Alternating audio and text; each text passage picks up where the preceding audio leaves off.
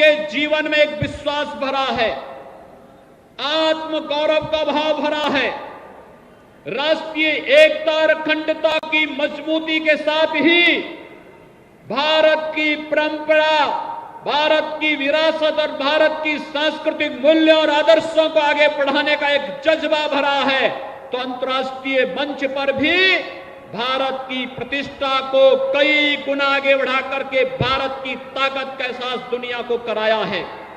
हम सब जानते हैं, अमेरिका और ईरान के बीच में वर्तमान में चल रहे तनाव के मध्य भी दुनिया से एक आवाज निकल रही है, और वह आवाज है कि अगर भारत मध्यस्थता करेगा तो इस समस्या का समाधान हो सकता है। यह है नया भारत।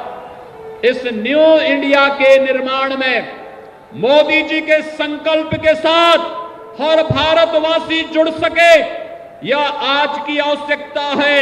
और इस आवश्यकता की दृष्टि से आज मैं आप सबके सामने, जब नड्डा जी हम सबका मार्गदर्शन करने के लिए आए हैं, तो भाइयों बहनों, हम सबको इस बारे में ध्यान रखना होगा कि वर्तमान की जो भ्रम की स्थिति विपक्ष कांग्रेस के नेतृत्व में, कांग्रेस हो, सपा हो, बसपा हो, वामपंथी दल हो, तमाम अन्य क्षेत्रीय दल हैं जिनकी दुकानें बंद हो रही हैं, जिनकी लूट खसोट की दुकानें बंद हो रही हैं, उनके द्वारा जब भ्रम की स्थिति पैदा करने का प्रयास किया जा रहा है, तो हमारा दायित्व बनता है कि जनता को वास्तविकता के अवगत करा करके हम लोग राष्ट्र पुनर्निर्माण की और एक भारत श्रेष्ठ भारत की वर्तमान कार्यक्रम के साथ अपने आप को जोड़ सकें। इस दृष्टि से आज नड्डा जी का आगमन आगरा की इस ऐतिहासिक धरती पर हुआ है।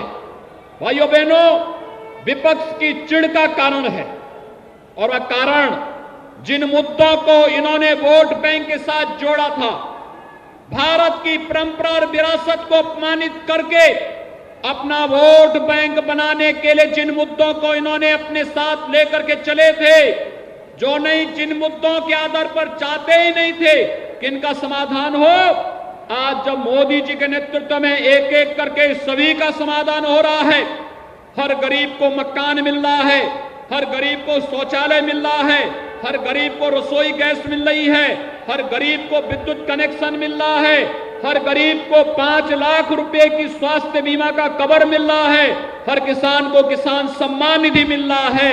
एक तरफ गरीब कल्याण की योजनाएं, कहीं रेलवे, कहीं हाईवे, कहीं वाटरवे, ये सभी योजनाएं मिल रही हैं, और एक तरफ भारत के स्वाभिमान और सम्मान से जुड़े हुए मुद्दों को प्राथमिकता के आधार पर उसका समाधान का मार्ग निकालने की कार्रवाई हो रही है। उन स्थितियों में विपक्ष का स्वाभाविक रूप से बौखलाहट उनकी स्वाभाविक रूप से दिखाई दे सकती है। कश्मीर में धारा 370 समाप्त होना आतंकवाद के खात्मे की अंतिम ताबूत पर कील है, और इस दिशा से विपक्ष बौखला रहा है, पाकिस्तान की भाषा बोल रहा है, दुश्मनों की भाषा बोल रहा है।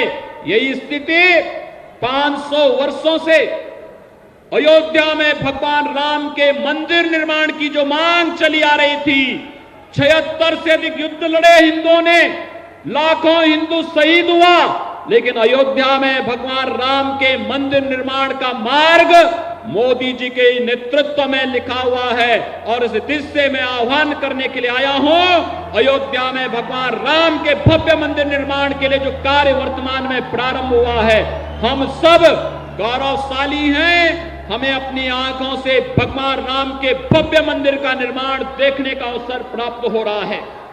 भाइयों बहनों, ये नागरिकता कानून भी इसी क्रम में जुड़ा हुआ, भारत की विरासत और अस्मिता से जुड़ा हुआ महत्वपूर्ण मुद्दा है।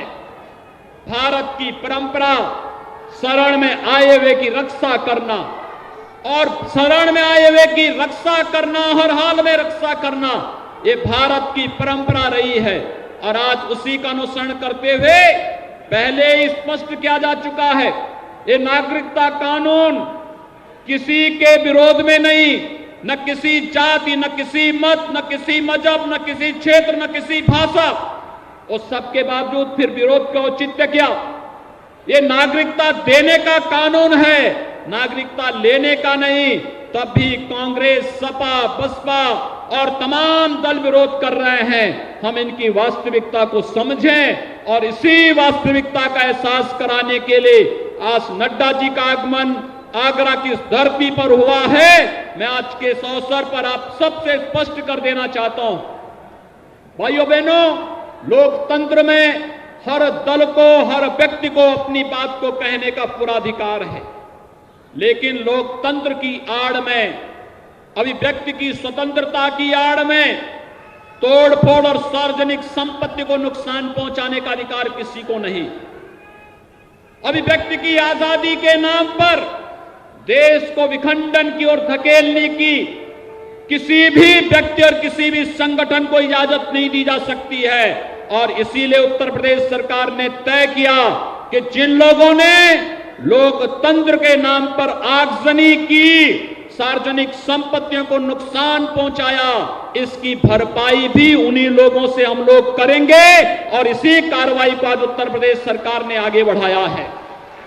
आज वही लोग आज आ रहे हैं कि साहब गलती हो गई, और जब उपद्रवियों को लगा है कि अब उनकी दाल नहीं गलने वाली है, क्योंकि पहले तो उपद्रवियों के पैर छू करके सरकारें उनकी मन्नत करती थी कि भैया मान जाओ, तुम्हें हम ये देंगे। और हमने कहा कि देखिए, हम सुविधा गरीब को देंगे, किसान को देंगे, नौजवान को देंगे, महिलाओं को देंगे। समाज में बिना भेदभाव शासन की योजनाएं दी गई हैं और दी जा रही हैं, लेकिन उपद्रवियों से सरकारी संपत्ति और पब्लिक प्रॉपर्टी को डैमेज करने की कीमत भी वसूलने का कार्य सरकार करेगी। और अगर देश के विरुद्ध नारेबाजी किसी ने की तो फिर देशद्रोही धाराओं में बंद करने की कार्रवाई भी उनके खिलाफ करने की तैयारी सरकार ने तय किया है। और आज उसी से लोग घबरा उठे हैं। जो लोग कल तक सीमी के आह्वान पर, पीएफआई के आह्वान पर जगह जगह आगजनी की घटनाओं को अंजाम दे रहे थे, आज उनको लगने लग गया कि अब अवैध रूप से बनाई गई प्रॉपर्टी जब्त हो गई, तो वे लोग तो दुम दबा करके बैठ गए। अब अपनी महिलाओं को और बच्चों को आगे करके जगह जगह माहौल खराब करने का प्रयास कर रहे हैं। आप चिंता की कोई बात नहीं, सारे मामलों को सरकार और प्रशासन अपने तरीके से समाधान भी निकालेगा। आंदोलन और अपनी बात को रखने का अधिकार प्रत्येक को है, लेकिन इसके नाम पर उपद्रव और देशद्रोही कृत्य करने की छूट किसी को नहीं होगी।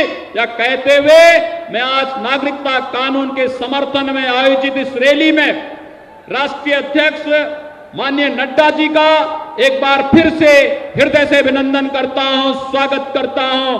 धन्यवाद। जय जय श्री राम। मित्रों, मैं आमंत्रित करूंगा भारतीय जनता पार्टी के राष्ट्रीय अध्यक्ष, जो पूरे देश के अंदर अपने मधुर सौम्य स्वभाव के लिए जाने जाते हैं, और ऐसे राष्ट्रीय अध्यक्ष जो 18 करोड़ सदस्यों वाली पार्टी के राष्ट्रीय अध्यक्ष हैं। और मैं कह सकता हूं कि उत्तर प्रदेश में प्रभारी के रूप में उस गठबंधन को ध्वस्त करने का काम करके उत्तर प्रदेश में 63 सांसद भेज करके केंद्र में मोदी सरकार बना